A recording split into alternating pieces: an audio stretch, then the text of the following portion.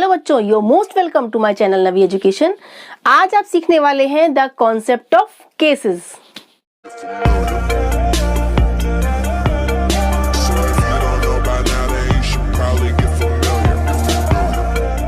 आपके English grammar में cases क्या होते हैं? केसेस शो करते हैं या इंडिकेट करते हैं ग्रामेटिकल फंक्शन ऑफ नाउन और pronoun according to their relationship with the other words of the sentence. It means आपके सेंटेंस के दूसरे वर्ड्स के साथ रिलेशनशिप के आधार पर नाउन और प्रोनाउन का सेंटेंस में ग्रामेटिकल फंक्शन क्या है ये इंडिकेट करते हैं, ये शो करते हैं केसेस। आज हम इसी को क्लियर करेंगे। There are 5 cases in English grammar. Subjective case यानी कि इसको हम नॉमिनेटिव केस भी कहते हैं। सेकंड है ऑब्जेक्टिव केस यानी कि acquisitive case. Third is possessive case यानी genitive case. Fourth is vocative case and fifth is dative case. But in modern English there are only 3 cases. First is subjective, second is objective and third is possessive case. आज हम इन 5 cases को discuss करेंगे और बहुत ही simple example से इनके concept को clear करेंगे। फर्स्ट इज सब्जेक्टिव केस, इसको हम नॉमिनेटिव केस भी कहते हैं। इसका मीन्स क्या होता है, इसका क्या यूज है? व्हेन अ नाउन और अ प्रोनाउन, कोई नाउन और या कोई प्रोनाउन सेंटेंस में यूज किया जाता है as a subject. When a noun or a pronoun is used as a subject in a sentence, then it is in subjective case. तब हम वहां पर कहते हैं वो क्या हुआ? subjective case। ठीक है, अब आप देखिए इसके एग्जाम्पल्स के आधार पर हम इसके कॉन्सेप्ट क्लियर करेंगे। फर्स्ट एग्जाम्पल है he is a famous actor। ठीक है, अब इसमें देखिए ही जो यूज हुआ है एज अ सब्जेक्ट यूज हुआ है कर्ता के रूप में। आपका ही क्या है, नाउन या प्रोनाउन? प्रोनाउन है ना। तो ये ही एज अ सब्जेक्ट यूज हुआ है और प्रोनाउन है। देन आपका ये क्या हुआ? सब्जेक्टिव केस हुआ। क्लियर हुआ? ऐसे देखिए mister Sharma is teaching English. अब इस सेंटेंस में सब्जेक्ट क्या है? मिस्टर शर्मा। ये क्या है? नाउन है, नेम है। देन आपका ये हुआ सब्जेक्टिव केस यानी नॉमिनेटिव केस। थर्ड देखिए he works hard for exams. अब ही आपका क्या है? प्रोनाउन है और एज अ सब्जेक्ट यूज हुआ है। Then it is in subjective case या फिर nominative case. Clear? We are very happy, हम बहुत खुश हैं। कौन खुश है? वी, हम। तो वी क्या है? प्रोनाउन है और एज अ सब्जेक्ट यूज हुआ है। देन आपका ये हुआ सब्जेक्टिव केस। सेकंड आपका है ऑब्जेक्टिव केस, इसको हम एक्विजिटिव केस भी कहते हैं और इसको हम डायरेक्ट ऑब्जेक्ट केस भी कहते हैं। क्यों कहते हैं? क्योंकि व्हेन अ नाउन और a pronoun is used as an object in a sentence, जब कोई नाउन और प्रोनाउन सेंटेंस में एज एन ऑब्जेक्ट यूज होगा तो वो कहलाएगा ऑब्जेक्टिव केस। ठीक है, एज अ सब्जेक्ट होगा तो क्या कहलाएगा? Subjective case. But as an object use होगा तो क्या कहलाएगा? Objective case. अब इस ऑब्जेक्टिव केस में भी आपके देखिए सेंटेंस में ऑब्जेक्ट आपके 2 तरीके के होते हैं, एक डायरेक्ट ऑब्जेक्ट और एक इनडायरेक्ट ऑब्जेक्ट। इसकी वीडियो मैंने अपने चैनल पर अपलोड कर रखी है, आप उसको उसके लिंक को खोलकर उसके कॉन्सेप्ट को क्लियर कर सकते हैं। ठीक है, अब आपके सेंटेंस में 2 ऑब्जेक्ट होते हैं, डायरेक्ट ऑब्जेक्ट और एक इनडायरेक्ट ऑब्जेक्ट। ठीक है, कभी कभी दोनों यूज होते हैं और कभी सिंगल यूज होता है। अब आप देखिए, पहले हम फर्स्ट एग्जांपल देखते हैं। She loves chocolate. शी क्या है? प्रोनाउन है और शी हमारा सब्जेक्ट है। तो शी को हम क्या कहेंगे? प्रोनाउन है और सब्जेक्ट है तो हम क्या कहेंगे? सब्जेक्टिव केस हुआ। ठीक है, लेकिन लव्स आपका वर्ब है। देन आपका चॉकलेट्स, वो क्या पसंद करती है? चॉकलेट्स, यानी आपका ये क्या है? ऑब्जेक्ट हुआ ना। तो आपका यहां कहलाएगा ऑब्जेक्टिव केस, क्योंकि आपका चॉकलेट्स क्या है? ऑब्जेक्ट है, नाउन है और एज एन ऑब्जेक्ट यूज हुआ है। अब ये आपका क्या है? डायरेक्ट ऑब्जेक्ट, यानी वो क्या पसंद करती है? चॉकलेट्स। तो ये आपका है डायरेक्ट ऑब्जेक्ट। ठीक है, और आपका इनडायरेक्ट ऑब्जेक्ट क्या होता है? रिसीवर, यानी इस डायरेक्ट ऑब्जेक्ट को रिसीव करने वाला व्यक्ति क्या कहलाता है? Indirect object. अब देखिए इस सेंटेंस में आपका केवल सिंगल है, केवल आपका इसमें चॉकलेट्स यानी केवल आपका इसमें डायरेक्ट ऑब्जेक्ट दिया हुआ है। अब हम देखते हैं नेक्स्ट सेंटेंस।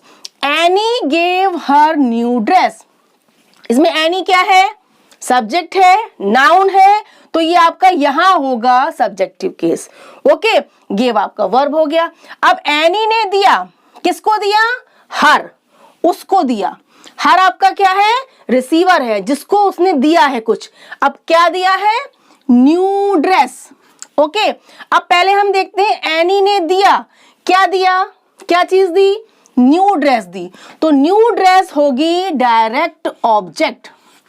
ओके, अब किसको दी? कौन रिसीवर है इसका? हर। तो ये आपकी होगी इनडायरेक्ट ऑब्जेक्ट। जो रिसीवर होता है वो होता है इनडायरेक्ट ऑब्जेक्ट। ठीक है, और क्या चीज दी है? वो होती है डायरेक्ट ऑब्जेक्ट। ठीक है, तो आपका जो ये सेकंड वाला है ये है डायरेक्ट ऑब्जेक्टिव केस। अब आप थर्ड एग्जांपल में और देखिए, my father gifted me a wrist watch. My father क्या है बताइए आप? माय फादर सब्जेक्ट है। ओके, तो ये आपका क्या है? सब्जेक्टिव केस में हुआ।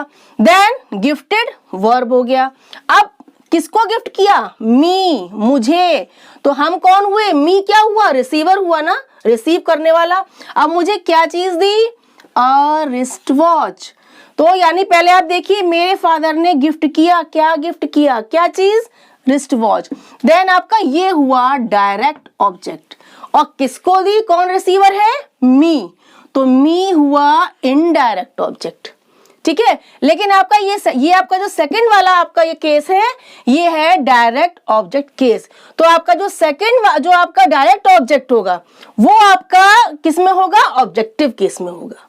ठीक है, क्योंकि इनडायरेक्ट ऑब्जेक्ट का तो आपका होता है डेटिव केस। ठीक है, वो आपका फिफ्थ में आएगा। मैंने आपको बस क्लियर किया है कि डायरेक्ट और इनडायरेक्ट ऑब्जेक्ट क्या होता है। ठीक है, लेकिन डायरेक्ट ऑब्जेक्ट आपका सेंटेंस में जब होगा तो वो कहलाएगा ऑब्जेक्टिव केस। नेक्स्ट देखिए, Reena has distributed all candies. Reena क्या है?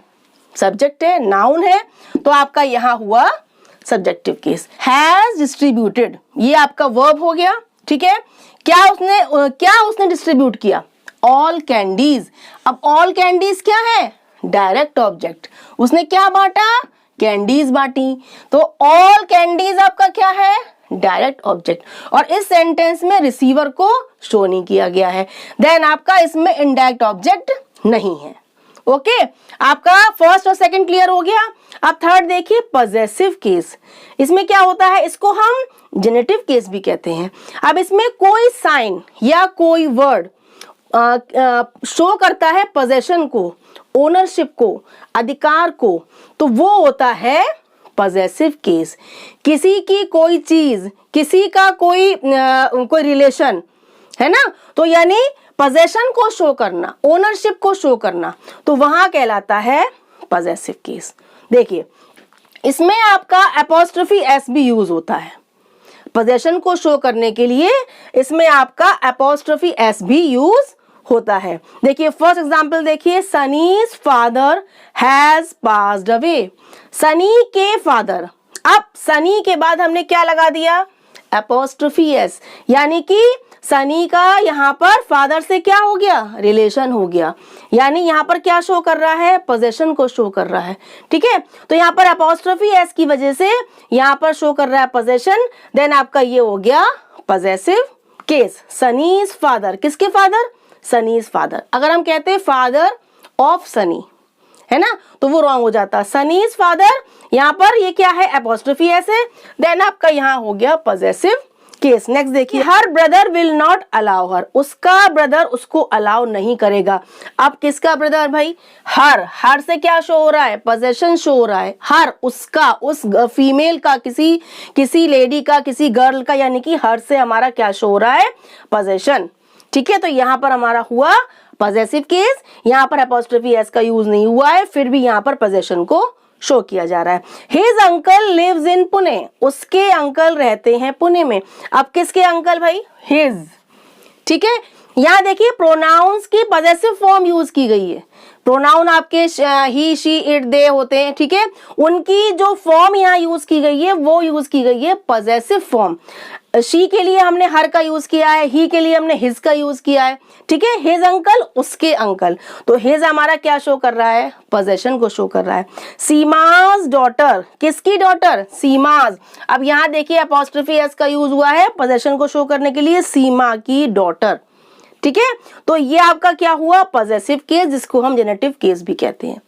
ओके, नेक्स्ट आपका है वोकेटिव केस। इसमें क्या होता है, इसमें जब कोई पर्सन अपने नाम से, यानी किसी व्यक्ति को, किसी पर्सन को उसके नाम से, चाहे वो मेल हो चाहे वो फीमेल है, उसके नाम से एड्रेस किया जाता है, कॉल किया जाता है, देन वहां होता है वोकेटिव केस। ओके, अब देखिए Ruhi, what are you doing. हमने नाम लिया, एड्रेस किया Ruhi, what are you doing, यानी रूही को हमने नाम लेके कॉल किया, एड्रेस किया, है ना।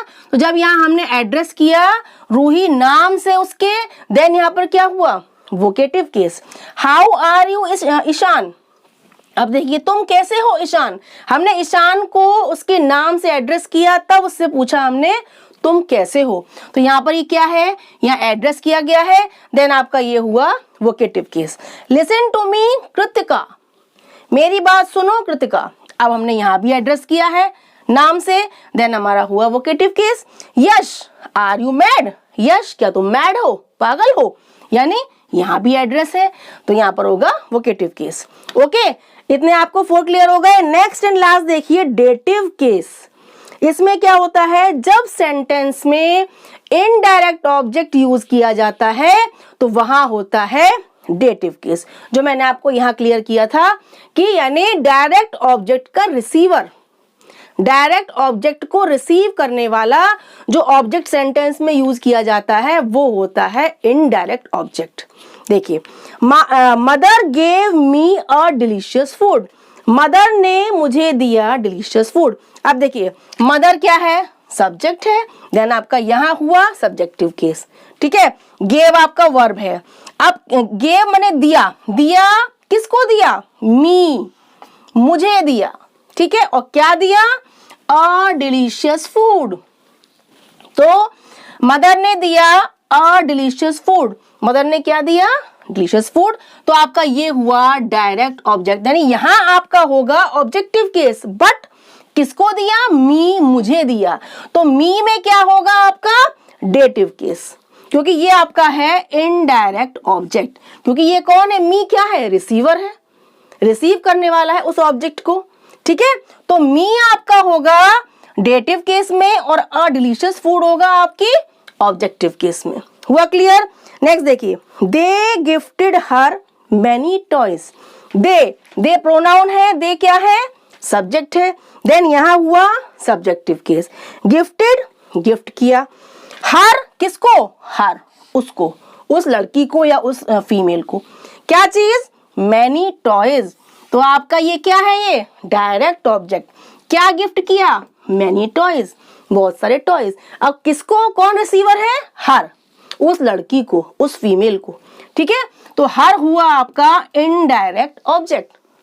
आपको ऑब्जेक्टिव केस में और डेटिव केस में डिफरेंस क्लियर हो गया होगा कि जो रिसीवर होता है, जिसको कोई ऑब्जेक्ट, कोई चीज दी जा रही है, वो होता है आपका डेटिव केस, और जो चीज दी जा रही है वो होता है ऑब्जेक्टिव केस में, ठीक है।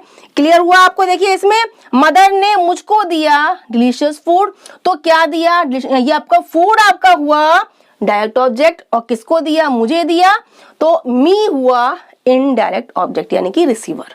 ये आपके 5 केसेस हैं।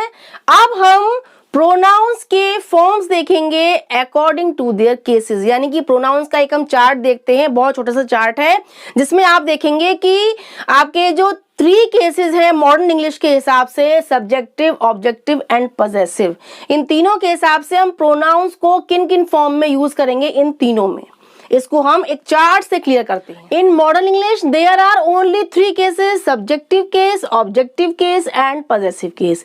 Now pronoun changes its form in different cases. In different cases में प्रोनाउन की फॉर्म भी चेंज होती है। वो चेंज क्या होता है, इसको आप देखिए, बहुत सिंपल चार्ट से मैंने इसको शो किया है। सब्जेक्टिव फॉर्म में क्या होगा प्रोनाउन, ऑब्जेक्टिव फॉर्म में एंड पॉसेसिव फॉर्म में। देखिए सब्जेक्टिव केस में आई का यूज करेंगे एज अ सब्जेक्ट आई, लेकिन ऑब्जेक्टिव केस में क्या हो जाएगा, आई का मी हो जाएगा, ठीक है। लेकिन पॉजेसिव फॉर्म में क्या हो जाएगा, माई या माइन।